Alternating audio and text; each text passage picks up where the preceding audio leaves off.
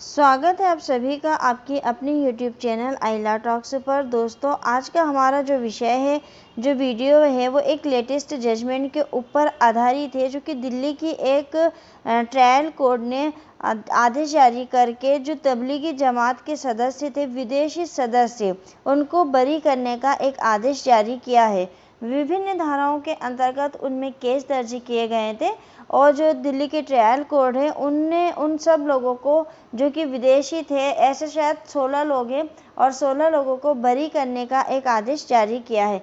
क्या था उस आदेश में, कौन सा केस था और किन बातों को आधार बनाकर, किन तथ्यों को आधार बनाकर कोर्ट ने उनको छोड़ने का आदेश जारी किया है, वो सब हम देखते हैं इस वीडियो में। परंतु उसके पहले चैनल को सब्सक्राइब कर लें, बेल आइकन को क्लिक कर दें ताकि लेटेस्ट अपडेट जो है वो आपको मिलती रहे। तो दोस्तों, हम बात कर रहे हैं दिल्ली ट्रायल कोर्ट ने जो विदेशी जमाती थे, तबलीगी जमात के लोग, उनको जो रिहा करा था, उनके बारे में। दिल्ली ट्रायल कोर्ट ने विदेशी अपराध अधिनियम 1946, आपदा प्रबंध अधिनियम 2005 और भारतीय दंड संहिता 1860 के विभिन्न प्रावधानों के अंतर्गत तबलीगी जमात के विदेशी सदस्यों के खिलाफ जो आरोप लगाए गए थे, उन सब आरोपों को खारिज करते हुए उन विदेशी लोगों को उन्मोचित कर दिया, बरी कर दिया। इन विदेशी नागरिकों को उन्मोचित यानी कि बरी करते हुए जो मुख्य मेट्रोपॉलिटन मजिस्ट्रेट थे, गुरमोहन कौर, उन्होंने कहा कि कोई भी ऐसा दस्तावेज नहीं पाया गया है जो आरोप पत्र में लगाए गए थे। आरोपों के साथ वर्तमान मामले में आरोपियों को जोड़े। मतलब उन्होंने कहा कि कोई भी ऐसा दस्तावेज उनको नहीं प्राप्त हुआ है जो आरोप पत्र में लगाए गए आरोपों के साथ वर्तमान मामले में आरोपियों को जोड़ सके। चार्जशीट जो लगाई गई थी, उस चार्जशीट में ये आरोप लगाया गया था कि अभियुक्त एक मिशनरी वीज़ा के बजाय एक पर्यटक वीज़ा पर भारत आए और मिशनरी काम में लिप्त होकर तबलीगी जमात की विचारधारा का स्वेच्छा से प्रचार करके अपने वीज़ा की शर्तों का उल्लंघन किया। मतलब उन्होंने क्या कहा था, ये आरोप लगाया था कि वो लोग एक मिशनरी वीज़ा मतलब कि अगर आप किसी धार्मिक कार्यक्रम में आते हैं तो उसकी वीज़ा आप ना लेकर, बल्कि एक पर्यटन वीज़ा लेकर आप आए हो, और एक पर्यटक का जो वीज़ा लेकर आए हो, लेकिन आप काम कौन सा कर रहे हो, मिशनरी का काम कर रहे हो। तो उन्होंने कहा है इस आधार पर उनको ये कहा गया कि आपने वीज़ा की शर्तों का उल्लंघन किया। चार्जशीट में आगे ये भी कहा गया कि जो जमात मुख्यालय में मरकज़ के अधिकारियों से दिल्ली पुलिस ने संपर्क किया था और मरकज़ के मुफ्ती शहजाद को बीमारी के प्रसार को रोकने के लिए तत्काल कार्रवाई करने और जमात के विदेशी सदस्यों को उनके देशों और अन्य भारतीयों को उनके राज्यों में वापस भेजने के लिए कहा गया था।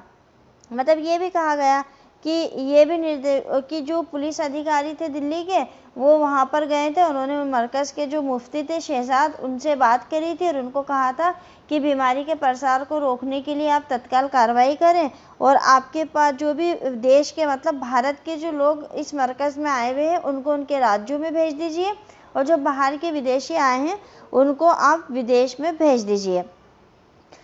और ये भी कहा गया है कि किसी भी निर्देशों का पालन नहीं करा गया और जितने भी जो निर्देश उनको दिए गए थे, उन निर्देशों का 6 आरोपी व्यक्तियों के साथ अभियुक्त ने अधिकारियों के वैध निर्देशों का पालन करने से इनकार कर दिया।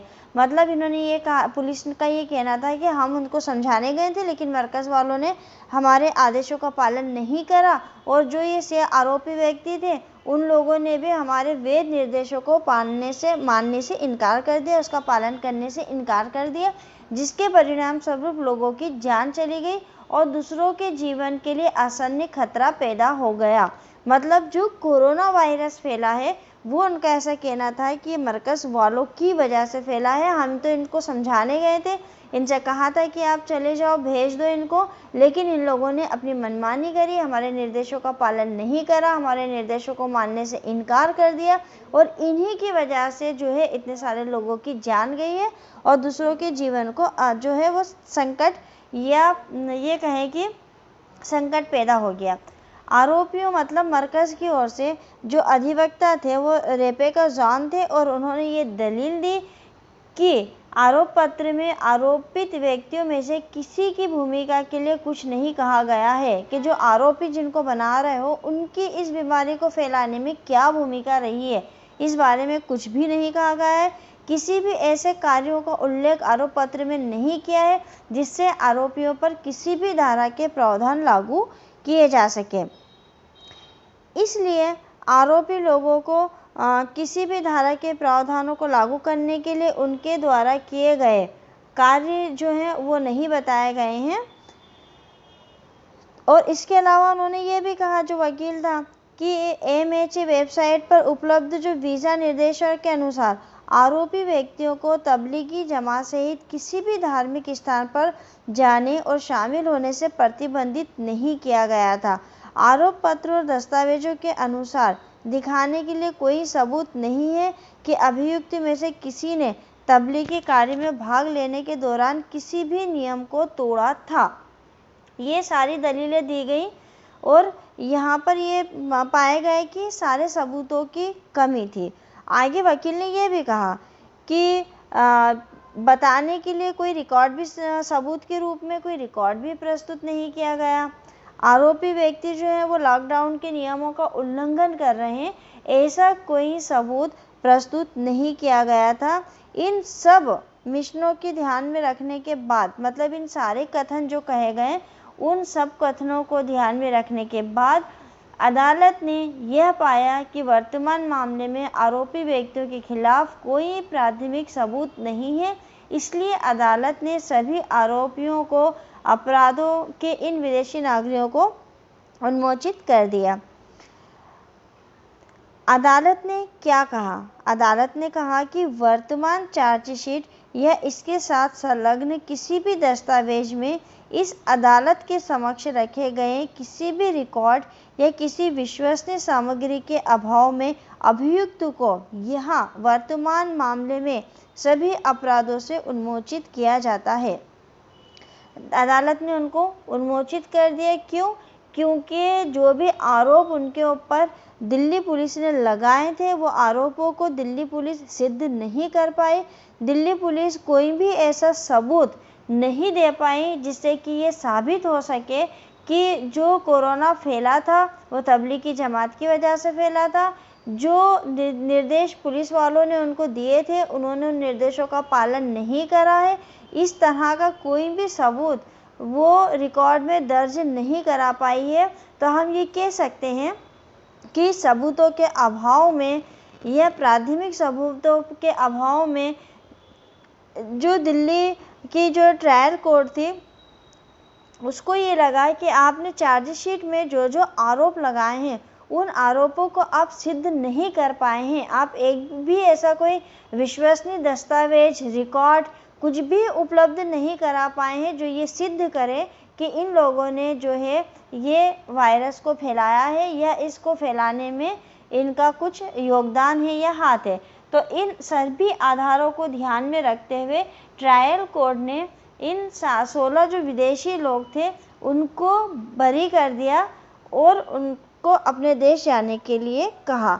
तो दोस्तों ये हमारा था आज का लेटेस्ट जजमेंट जो कि तबलीगी जमात के ऊपर था। तबलीगी जमात का जो मामला है वो कोरोना के समय में बहुत फेमस मामला आया था। तबलीगी जमात किसे कहते हैं, क्या होती है मरकज़, इसके बारे में मैं एक वीडियो अपलोड कर चुकी हूँ। अगर जिनको मरकज़ के बारे में समझना हो, तबलीगी जमात के बारे में समझना हो तो वो उस वीडियो को देखकर समझ सकते हैं।